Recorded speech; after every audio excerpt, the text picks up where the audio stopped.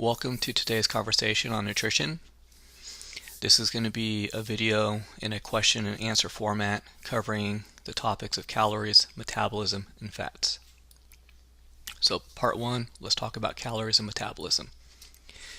Question I've received a lot, and there's a lot of misunderstanding, is what is a calorie? Some people will say a calorie is good, is it bad? Well, a calorie is a unit of heat energy. So to simplify, calories are energy. Our bodies have an optimal temperature in which it works best.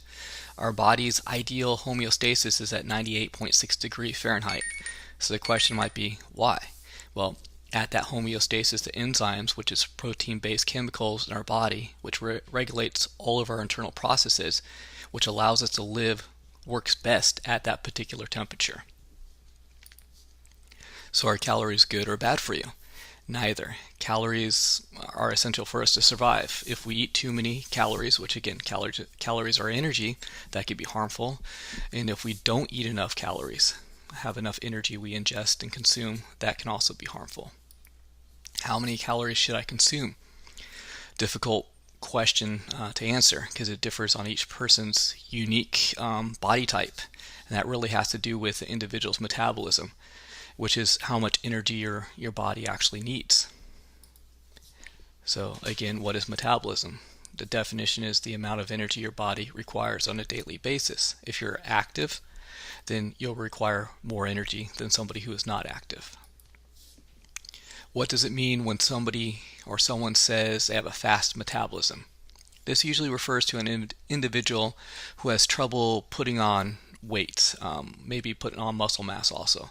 The theory is the food that they eat is not being stored because he or she is utilizing all this energy. So their metabolism takes the food that you've just eaten and utilize it for energy. You don't store it. Individuals who are very active and have maintained their muscle mass have a greater chance to have a high metabolism, which allows us to when we sit down at the table, we can eat food and the worries are less of us storing it and more on utilizing it. Can I create a faster metabolism? The good question is yes. If you're eating healthy, if you're being active, if you are doing resistance training and building lean body mass, this will raise your metabolism and improve your internal health, which is most important, but also improve your body composition outwardly. So where do calories come from? There are three major sources of energy, and this is where they come from, which is fats, proteins, and carbohydrates. And the rest of this presentation is going to be on fats. And there will be further videos that will cover proteins and carbohydrates.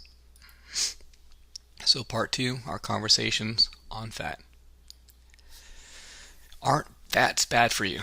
Another question I've heard many times from students and also from adults. There are healthy fats and not so healthy fats. Fats provide the most abundant source of energy per gram compared to the other two energy sources. A little goes a long way when it comes down to fat and the energy that we get from fat. So what are these healthy fats? From healthiest to least healthy, I would go number one, healthiest unsaturated fats. Recommended as a major source of your fat intake, but always in moderation because it's very abundant in energy. Number two, saturated fats in small amounts I would recommend. And number three, hydrogenated oil / trans fats, which to me is the same thing, is recommended to totally eliminate from your diet. So let's talk about unsaturated fats. So what is an unsaturated fat? Think of a fat that is always in the form of a liquid such as oils like olive oil, nuts, seeds, plants, plant oil, vegetable oil. Also, there are healthy oils that come from particular fishes, flaxseed, and eggs, just to name a few. They are unsaturated that carry essential nutrients called omegas. Omega is a particular unsaturated fat we're going to get into. So why are omegas essential? There are 50 essential nutrients. Carbohydrates, protein, fat are some of them, but omegas is also another essential nutrient. Omegas support a healthy heart and brain. On the heart health, it prevents abnormal heart rhythm and eases inflammation that can contribute to coronary artery blockage. For brain health, omegas are necessary in building the building blocks for the brain development for babies, and also have been shown to reduce the risk of depression and related mood disorders. Also, there's new studies coming out that shows that omegas may help prevent age-related dementia and joint pain. So you definitely want to make omegas part of your daily consumption. What are some examples of foods with omegas? Cold water fishes such as salmon, sardines, mackerel, tuna, halibut, anchovies, rainbow trout, herring, to name a few. Flaxseed oil, certain eggs, walnuts, avocados are good sources of omegas. What else do fats do? Fats are essential nutrients. They are the major stored form of energy in the body. Fats have many essential functions in maintaining health, such as transporting fat-soluble vitamins A, D, E, and K. Fats form the major materials of cell membranes and insulates the body against cold temperatures, just to name a few examples of the importance of fat. Why are some fats not healthy? Just as unsaturated fats are liquids, oils at room temperature, saturated fats in hydrogenated oil/trans fat are solid at room temperature but turn into liquid at extreme heats, and when they cool they become solid again. So why is this so important? There is a link of consuming too much of this type of fat can A, start forming plaque along vessel walls, which can lead to heart attacks and or stroke, and B, it can also raise cholesterol. So again, the fats that are in the solid form are the fats that we ideally want to eliminate, or to do it in some very, very small amounts. So let's talk about these fats, the saturated fats. So some examples of saturated fat, you can think of animal fat, so fat that you would get from beef, chicken, pork, and also products that are byproducts of animal fat, such as dairy, which is butter, cheese, milk, and ice cream. So a question I've heard a lot is, do I have to give up my ice cream? No, you don't have to give up your ice cream. You just have to make healthy choices, so a little ice cream is okay. The most important part is the portion size and the quantity, so small amounts are okay. So small amounts of ice cream, cheese, butter, okay. But eating butter, an example, eating butter with every meal is not the healthiest choice. You could substitute it with unsaturated fats. You can substitute oils instead of butter. It's a much healthier option. You can also lower saturated fat intake by healthier low-fat milk and reducing the fat. An example is if you're going to have chicken, you take off the skin.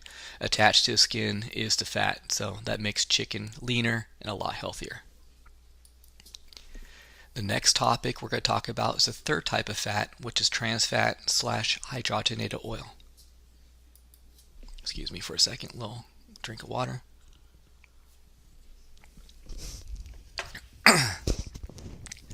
So what are hydrogenated oil, trans fat? This is something that I'll say right from the beginning, you got to eliminate it. And about most foods that are packaged, probably about 60 to 80% of foods that are packaged have hydrogenated oil in it. And just a couple years ago, they started to post trans fat on packages as like 0% trans fat. But over a decade ago, that wasn't the case. And pretty soon with hydrogenated oil, it's going to be the same. Hydrogenated oil and trans fat to me are the same thing.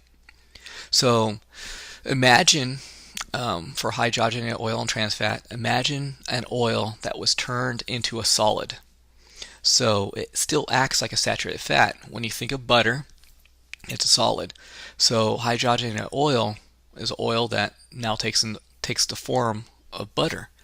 It's the Frankenstein of fats. It's been chemically altered in a laboratory, and research is starting to show that these particular fats play even a bigger role in the rate of poor health. It's even more deadly on the body than saturated fats. Saturated fats at least are natural, coming from animal, whereas hydrogenated oil/trans fat has been chemically altered. An example of hydrogenated oil is margarine. So you can think of saturated fat as butter, and then hydrogenated oil as margarine. So if you were taking margarine, highly recommended you take that out of your normal consumption and either substitute it with butter, and better yet, you can substitute it with oils, which is unsaturated. I heard that fat makes you fat, and this isn't quite true because eating fats in moderation are actually very healthy, especially from food sources such as nuts, seeds, olives, and avocados, which are, again, unsaturated. Eating foods that were dipped in fat, fried foods, or eating too much of a fat, of course, would be not the healthiest choice because it's too much energy. It's high in saturated fat, and if you consume too much energy, then your body will use what it needs at that particular time. Again, going back to metabolism, and the extra energy will be converted into fat. So anything that you eat, fats, carbohydrates, proteins, if you take in too much energy, your body automatically can and probably will store it as fat in the body. So the key point here is moderation with anything that you eat. You want to make healthy choices. You want to choose foods that will nourish the body. So we're going to be checking for comprehension here. It's always nice after a presentation to see what you have taken away from it. So the 3 questions, and I'll give you a little time. You can pause the video. Is what is the calorie? Number 2, what is metabolism? Number 3, list the order of fats from healthiest to unhealthiest. Pause the video, and then we'll give you the answers right after this.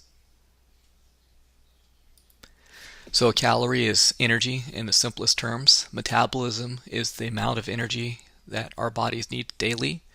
And from healthiest to unhealthiest for fats, unsaturated fats are the healthiest, and then you have saturated fat, and then the trans fat hydrogenated oil, which is the worst. That is the least healthy. Next set of questions is list 2 food examples for unsaturated fat. Number 5, list 2 examples of saturated fat. And then number 6, list 1 food example for a trans fat / hydrogenated oil. Again, pause the video, think about it, and then continue, and you'll find the answers. So list 2 food examples of unsaturated fat. Oils, it could be olive oil, oils from nuts, seeds, and again, not even like peanut oil. It could just be eating peanuts. You'll be getting the good oils. Seeds, plant oil such as vegetable oil, and then oils from fish, avocado. Number 5, 2 examples of saturated fat is any fat that comes from animal and any byproduct of animal such as dairy, cheese, milk, butter. Number 6, example of trans fat hydrogenated oil, margarine. And again, like I was saying earlier, and I'll talk about this in future videos, this is the one fat you want to totally eliminate from your consumption. And unfortunately, most packaged foods has hydrogenated oil in it in some kind of form. Cottonseed, hydrogenated oil, soybean, hydrogenated oil. You got to stay away. So there will be, this is the conclusion of this conversation, and there's going to be a transcript of this presentation. It's going to be available in a hard copy where you can actually print it out if you like to study it and look over it.